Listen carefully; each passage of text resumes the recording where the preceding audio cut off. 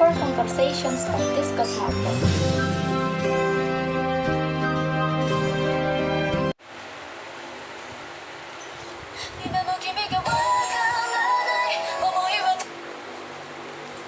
Hey, Hey Kira, what are you doing this weekend? I guess I will just stay at home. What's the matter? You see, I was wondering if you want to join me for lunch or maybe we can watch the movie together. I like that, but I can't go even I want to. Why? The reason is I'm out of money and it's still pandemic too. Oh dear, don't you worry about the money. I can treat you. But yeah, you're right. There's still a pandemic and it's dangerous. Then how about I go to your place? Okay, why not? I'm really looking forward to it. Great, that's a plan then. By the way, can I ask you something? Yeah, sure. Do you like anime? Yes, I really like anime a lot. Why? Recently, I found interested about anime when I tried to watch Gintama. Oh god, the story is so hilarious and it's quite amazing. Yeah, I know, right? I forgot who is the main character of Gintama. Do you know who is it? Oh, you mean Gintoki? Sakata Gintoki. Yes, that's him. He's so handsome, right? But at the same time, he can be a full and serious guy. I guess that's what makes him so popular. You're absolutely right. Actually, I'm really curious about Gintama. Can you tell me more specific like who is the creator? Alright, I will tell you. You're not busy, right? No, of course not. Right now, I just relaxing in my room. Oh, okay, cause I'm afraid that if I disturb you. It's okay, I'm not that busy now. Good then. Wait, Gintama is Japanese manga written and illustrated by Hideaki Sorachi and serialized beginning on December 8, 2003 in Shueisha's Weekly Shonen Jump. The story is set in Edo, which has been conquered by aliens named Amanto. The plot follows life from the point of view of samurai Sakata Gintoki, who works as a freelancer alongside his friends Shimura Senpachi and Kagura in order to pay the monthly rent. Sorachi added the science fiction setting to develop characters to his liking after his editor suggested doing a historical series. Whoa, how did you know all of that? I searched on Google. Oh, silly me. Okay then, sorry, I have to end our conversation because my mom asked me for help. No problem. Oh, wait a minute. Don't forget our promise. Be at my place at midday. See you then. You bet. Bye. Bye. Is this your first time here? Yes, it's my first time here. How long will you stay here? I guess I'll be here for 1 week. What do you do for a living? I work for a publishing company. And you? I'm studying English at the university. What do you like to do in your spare time? My hobbies are reading and traveling. How about you? I enjoy watching movies. Have you ever seen any good movies lately? Yes, I think that Fast and Furious is the best movies. Okay, then how about who's your favorite actor? Paul Walker? Oh, by the way, Do you play any sports? of course, What kind of sports do you like? I enjoy badminton, but sometimes I also like tennis. Me too. I like both of them, but I prefer to badminton because when the match game, it will become so intense, dramatic, and the fun fact about badminton is the fastest racket sport in the world. Even the shuttles can reach speeds of over 200 miles per hour. Yeah, not dull about it. Oh, right. Could you recommend me a hotel in town? Sure, but there are a lot of hotels in town. Is there anything in particular you are looking for? Could you recommend a hotel in quiet area, or maybe is there a hotel cheaper than $80 per night? A hotel is pretty quiet and it has a swimming pool too. Anyway, it's a little less expensive.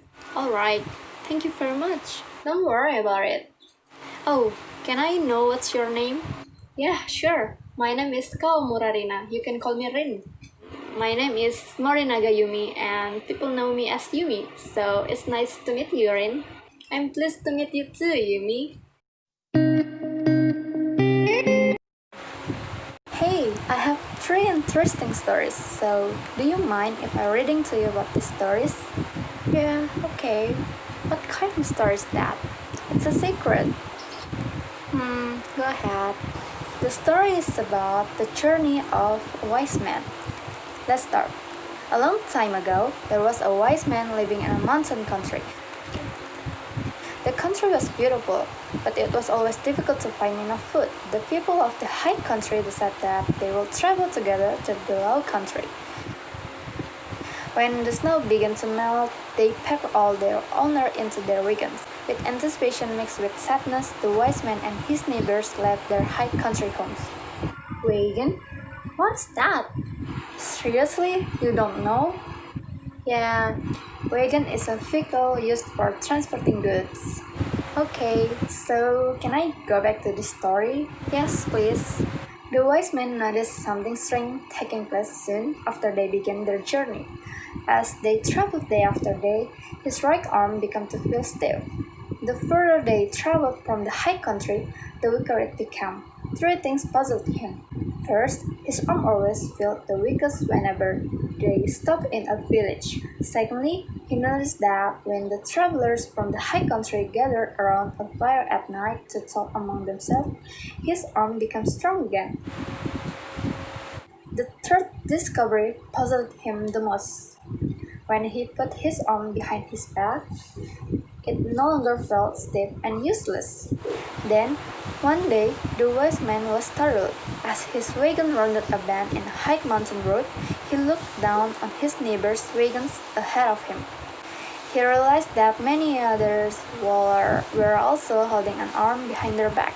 As he looked closely, he saw that some older people had even tied their arm in place with a rope. And then, the wise man wondered, why? What's happening? At last they reached the low country. The weather was warm, the fields were pressed green, and the first would supply lumber for their houses. Life looked promising. Promising. That is, except for their weak arms. It was rumored that the low country's air caused this strange weakness. Some of the people even said they must learn to live with this weakness if they wanted to stay in the low country. Hey, are you still listening? What? Oh, yeah, of course I am. Just don't fall asleep. If you sleep, I will end the story. No, please don't do that. I will listening. Good. Alright, don't worry. It's until the part they want to stay in the low country. Okay, the adults and children set to work. They cleared the land, planted crops, and prepared lumber to build their new homes. A high country tailor sewed a new kind of coat that would hold the useless arm in place. He also put leather on the coat so the shoulders could push heavy loads. Even with the new coat, however, work was slow cause everyone used only one arm. Again, the wise man noticed a strange thing. Let me guess. The strange thing is he noticed that even though it caused the children pain, but they soon began using their weak arm again. Am I right? Yeah, you're right. After that, the wise man also noticed that whenever the high country people met together in their first buildings, if they shut all the doors and windows, strength returned to the arm of even the oldest men and women. Surely, Mas said, this proves that the fault is at low country air. Most agreed that the only solution was to build houses.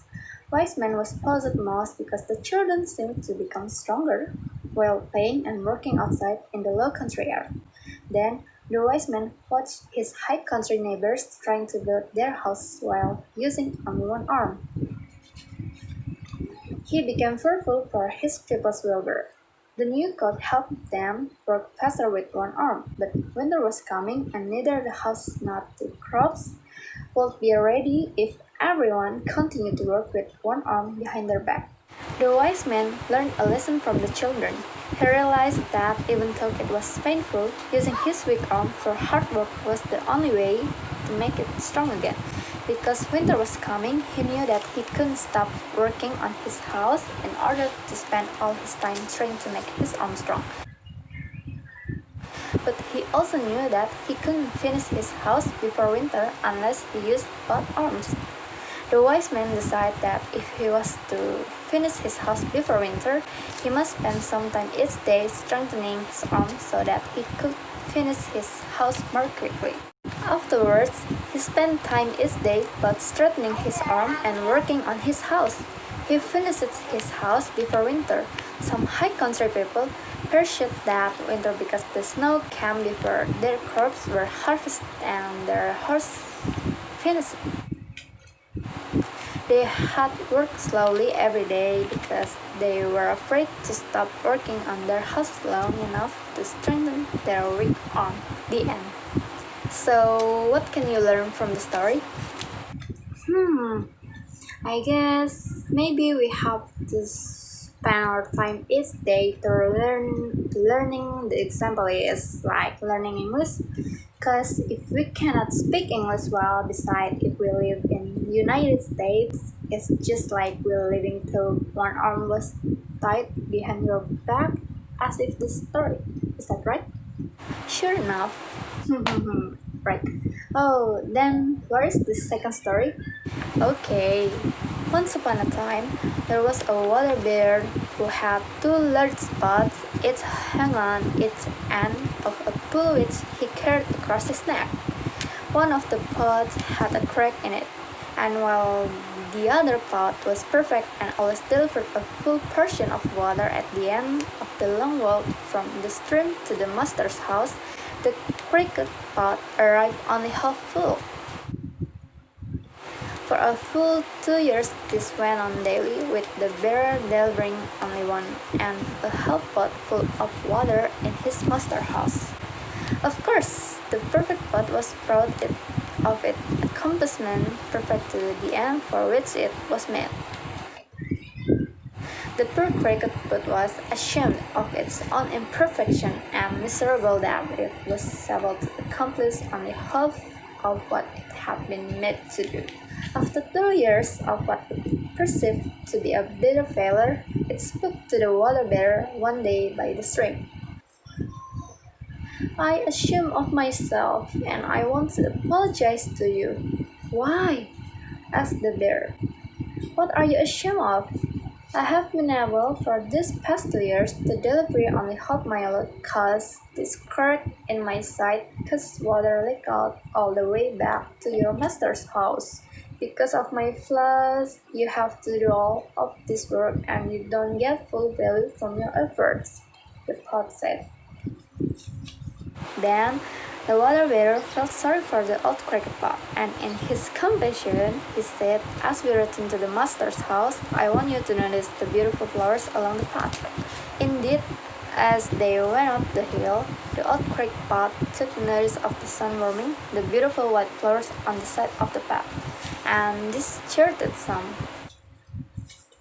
However, at the end of the trail, it still felt bad because it had leaked out half its load, and so again it apologized to the bear for its failure. The bear said to the pot, did you notice that there were flowers only on your side of your path but not on the other path side? That's because I have always known about your flaws and I took advantage of it.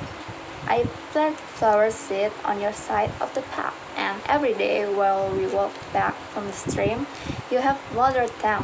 For 2 years, I have been able to pick these beautiful flowers to decorate my master's table. Without you being just the way you are, he wouldn't have this beauty to grace his house. The end. It's already the end. By the way, what do you think is the moral value of the story? I think it's more like don't judge something from its cover. You're absolutely right.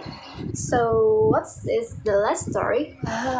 Finally, the last story is about a little deer. Alright, then, once upon a time, there was a little deer. He had no name, so other animals called him Spark because of his black colored body. He lived with a reddish bird near the river. The bird neither spoke nor chirped. Every time Spot talked to the bird, it just nodded or shook its head. Other animals didn't want to be his friend. They thought that it would be a misfortune for them if they became his friend. The bird was the only friend of him. Years had passed. He had grown and become a young deer, but his antlers had not grown. He was mocked by other deer. Later on, one day, when they were going home, they saw a big tiger. They didn't want to make a sound. Slowly, Spot stepped backward. He stepped on the pebble and slipped. The tiger heard that, and she looked at him. She came closer. Spot ran as fast as he could to avoid her. But he went to the wrong way. The tiger chased him. He ended up in the edge of a mountain. The tiger roared and Spot stepped backward. He fell and he fainted because his head collided with the rock before he fell on the river. What? Then the tiger and the bird tried to chase him. They ran chasing the riverbank. The tiger pulled him up to the ground. They tried to wake him up. When he woke up, he screamed as loud as he could. He tried to run, but he couldn't. The bird said, "Calm down, Your Highness. It's okay. We are your friends." "And after that, you can talk?" asked Spot. The bird answered, "I can. My jobs are just making sure you are fine and protecting you." "Then how about her?" asked Spot, finding the tiger. "She is one of the guardians of the kingdom. Her name is Nala," answered the bird. "It is time to go back to the castle." They walked to the castle. On the way, the bird told Spot that there was a rebellion when he was born.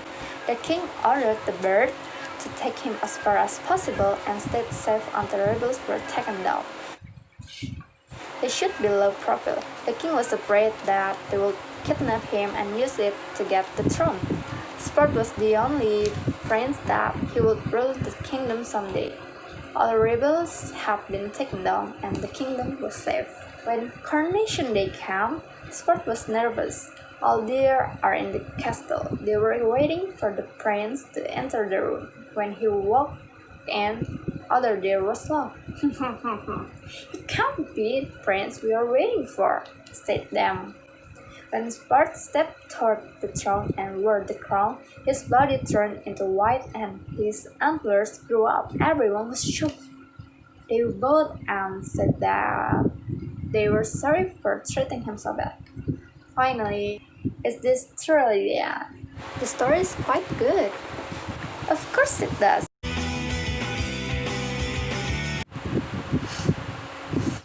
You look so happy. What's the matter? Nothing. I heard you won the singing competition. Is that true? Yes, it is. I have just received their announcement last night. You know, it feels like I'm still dreaming. Haha, congratulations. I know you're very good at singing. Thank you, and thanks for your support too. No big deal. I believe you will be a great singer. I hope so. By the way, what song did you sing in the competition? Guess what? I sang a song from your favorite band. Don't tell me that you sing a song from the band One O'Clock. Yep. Really? Oh, if I had an exam last week, I would have watched it. Don't be sad. You still can watch that on YouTube. Yeah, you're right. What song did you pick up? I picked up a song, The Beginning. You know, that's my favorite song too. Well, actually, I sing that song just for you. Aw, so sweet. Thanks a bunch. No worries. Do you want to know why the name of the band is 1 o'clock? Sure. The band's name comes from 1 o'clock because they practice their music on weekend at 1 o'clock in the morning. However, the Japanese language made no distinction R's and L's. In other words, a clock transferred into a crock, which later transferred into a carrot. I see. They used both Japanese and English lyrics in their songs. Well, thanks for the information. Don't mention it. I guess that's all I can say, more or less. Thank you. Bye. Wassalamualaikum warahmatullahi wabarakatuh.